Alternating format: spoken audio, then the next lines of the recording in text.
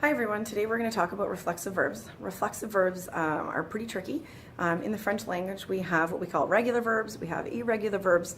In certain verb tenses we have Vandertramp verbs, and then we have other verbs that are called reflexive verbs. And you've probably also heard about like the present tense and the passé composé and the future, and reflexive verbs exist in every verb tense. So the unfortunate thing is that they're kind of everywhere and that they're really kind of tricky to use. And so I don't know if you can actually really see behind me, but I'm just going to kind of refer to this just so I don't forget to say certain things. So what is the point of a reflexive verb and what does it actually do? So there's really no point to a reflexive verb. It's not like some verbs are more noble and they're like, we're going to call you a reflexive verb and you're going to be great and you're going to just really help people. There's really no logic as to why it's reflexive or even like how it becomes reflexive. It just is reflexive. And a reflexive verb is typically a verb that is done back to yourself, is how we would interpret it as an English verb. But sometimes it doesn't even work. Like, for example, the verb to drown is se noyer. And it's not like you're going to be like drowning yourself and be like, drown, drown, no. Like it actually doesn't really work. But then, for example, the verb like se coiffer is to do your hair, which, I mean, that actually makes sense. Se coiffer, you are going to do your own hair. So even as an English speaker, sometimes the meaning, you just kind of have to be like, oh, okay, I kind of get the general gist of what it is that this verb does, but a direct translation sometimes is really a bit of a sloppy thing. So how is the verb different? It still acts like a verb, so we still use it to convey meaning. It's still an action, but it's different in that it's generally totally messed up. It requires a few extra words, sometimes extra letters in different verb tenses, and it's just generally really hard to conjugate. So that's a little bit how it's different. Again, there's nothing in terms of what the verbs mean that make them reflexive. It's not like every single verb to do with like happy, pleasant things in life are reflexive and sad verbs are regular. Like there's no logic there. Because we have some verbs, and again, like I was saying, to drown, to get angry, sometimes like to go for a walk, to comb your hair. Like it doesn't make sense. Like what do these have in common? Nothing. Just the fact that they are reflexive, but the meaning itself has nothing in common with each other. So, okay, let me just scroll this down if I can. Woo. Sorry, my little board is not, let me just do it this way. Okay. Look how great I am at this. Okay. Oh my gosh. Okay. A reflexive verb. This is so ridiculous. If you look up a reflexive verb, and you're going to know it's reflexive because in the dictionary they'll have like the little se in front of it. I don't know if you guys can actually see this, but in a dictionary, so let's say for example, to go for a walk, like to walk is just marcher, but to go for a walk is se promener. So if you were to look that up in the dictionary, it would just say se promener, and then you'd be like, it's a reflexive verb. I hate reflexive verbs. And you'd know it's reflexive because of the little se. So what does the se actually mean? What does it do? So typically on its own, the word se means like himself or herself. And so for example, the verb se maquiller means to put on makeup. So if we conjugate that with her, it's like she puts on makeup. It would be elle se maquille. So in English, we would translate that, for us, the best way is she puts on makeup. But if you really wanted that se to actually mean something, then you could just imply on herself, like she puts makeup on herself. It gets a little tricky if you're like with the verb se promener, to go for a walk. Like if you're like elle se promène, it looks like you're saying she walks herself as though she's like on a leash and she's holding the leash. Like it sounds confusing, but in French it totally makes sense. They'd be like, oui, elle se promène, she's going for a walk.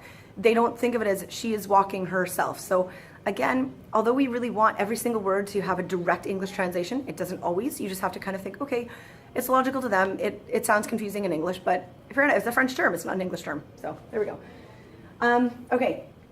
Can some verbs act like a reflexive verb even though they're not actually a reflexive verb? So the answer to this would be yes.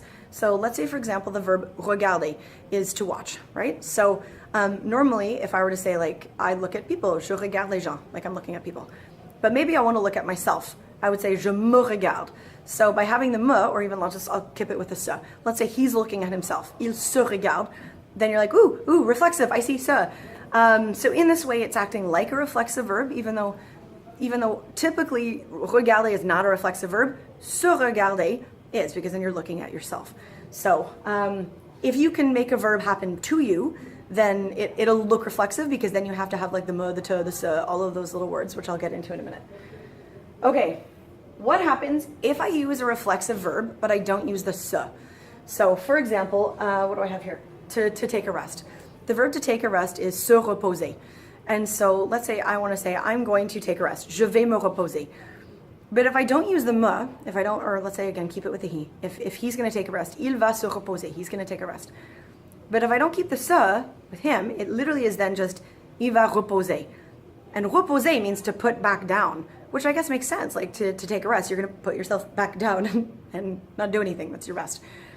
But if you just have il va reposer, someone's going to be like, what is he going to put back down? Like it looks like he's picked up a plate and he's going to put it back down, but he hasn't done it yet. And you're like, il va reposer. They're going to be like, what? What is he going to reposer? But if you say il va se reposer, then they're like, he's putting himself down for a nap. That makes sense. So somebody would still understand you. Maybe. They might not even understand you, but typically they'd understand you. They would just be like, what is wrong with this person? What is going on with their French? So can I use a reflexive verb in a non-reflexive way? So for example, let's say you look at the list and you see se laver. That means to wash yourself, right? But now you want to wash your dog. So you're like, oh no, do I wash myself the dog? How do I make this grammatically happen? So it's just like, je lave le chien, I wash the dog. You don't have to say, je me lave le chien. That would be like, I myself wash the dog. So just, je lave le chien, I wash the dog. Okay, what happens if I conjugate a reflexive verb? What does it look like? So hopefully you can see, I don't know if you can, whatever. So the verb itself has to conjugate with the person, with the pronoun word. So again, let's say it's promener, then you'd have to have promener, you have to have your pronoun and your verb, and the two, je, and then promener becomes je promène. So the verb itself conjugates, but here's the frustrating thing is that the word se also conjugates. So with the word se, when you have it with je, it becomes me. So it's like je me instead of je se, which is stupid because really it could have just been se for everything. And really, truly, we actually didn't even need reflexive verbs. So the fact that we have them is just so frustrating, but we still have to conjugate them correctly. So anyways, so not only does the verb conjugate, but the se now conjugates. So if we have je, the se becomes me. Who cares? If we have tu, then the se becomes te. And again, it could have been something else logical, but it's not. They decided je is going to have me, which is not bad because it looks like me. We can kind of remember that. Tu gets te, te, and it's not so bad because it starts with a T, so you think, okay, I can kind of remember that. And then with he and she, singular, like il and elle, for some reason they were like, no, you can keep se. Like you don't have to, no changes, just keep se. And you're like, what is this? Just pick and choosy? And then with new, it's really silly because with new, it's like they didn't even think. They're like, I don't even know, just new, just write it again. Write it twice, it's okay. So you're like, new, and they're like, yeah, no, that's good. And you're like, but this sounds dumb. And they're like, it's okay, just accept it, new. And then the same thing with vous. With vous, again, it could have been vous se, but they don't. They were like, no, just vous, it sounds really great. And you're like, I think it sounds confusing. And they're like, no, it works. Vous, it's great, it'll catch, it'll sound great. And then with il and elle plural, again, it's oddly enough, they go back to the se. So like the he and she, the il and elle singular, now il and elle plural also takes se. So even that alone is super confusing because the verb itself conjugates and then se has to like conjugate and match. And so it's basically like me te, se, nous vous, se. So it's, even that is a little bit all over the map. So one of my favorite reflexive verbs is se moucher. It's like to blow your nose. I think it's funny because in the verb, like you're kind of expecting to see the word nose somewhere in that expression and you don't. It is just it's se moucher. So if you wanted to look it up in the dictionary, it would just be se moucher. So you think, okay, what am I going to do with this? So once we conjugate it, it becomes je me mouche, tu te mouches, il se mouche, elle se mouche, nous nous mouchons, vous vous mouchez, il se mouche, and elle se mouche. And what happens all the time whenever I teach this is students are like, I think I made a mistake. Why do I have nous twice? And it's not. They're totally 100% correct. It's like nous mouchons. And it feels really weird. It feels like you're like stuttering with your writing. It's like, why is there so much of this going on? It's totally okay. Nous, vous. Anyways. So, yes, it looks silly and weird having nous. This question comes up all the time. But yes, it's very okay. Embrace the fact that it's really bizarre.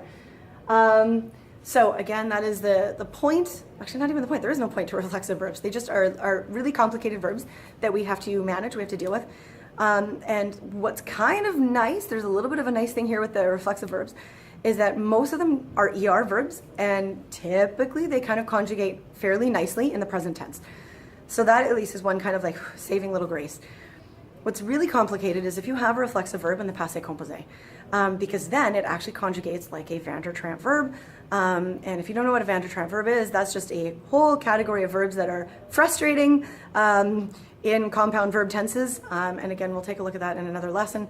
But what you need to know is that, let's say in the passé composé or the plusqu'a parfait, conditional passé, whatever, any compound verb tense, is that you also then, if it's like a girl, you then have to add an extra E onto the ending, and if it's plural, you have to add an extra S onto the ending, the way you would do for a van der Trant verb in those compound verb tenses. So let's say it's a girl, and she has blown her nose, and you're trying to say in the past tense, she blew her nose. Then you're going to say, elle s'est mouchée. So not only do you have to have the so because it's reflexive, and then you have to have the est because in the past tense you can't have avoir, it conjugates with être, just like a van der Trant verb. You then have to add the E onto the end because she's a girl. So in the past tense, it's just a bit of a gong show. So it's easier just knowing how to use these in one verb tense, or not using them, or mastering a few, if you find this at all confusing, because there's so much going on with reflexive verbs. So anyways, hopefully this clarifies things a little bit with how they work and what the frustrations are. And good luck, because this is really hard. Thanks.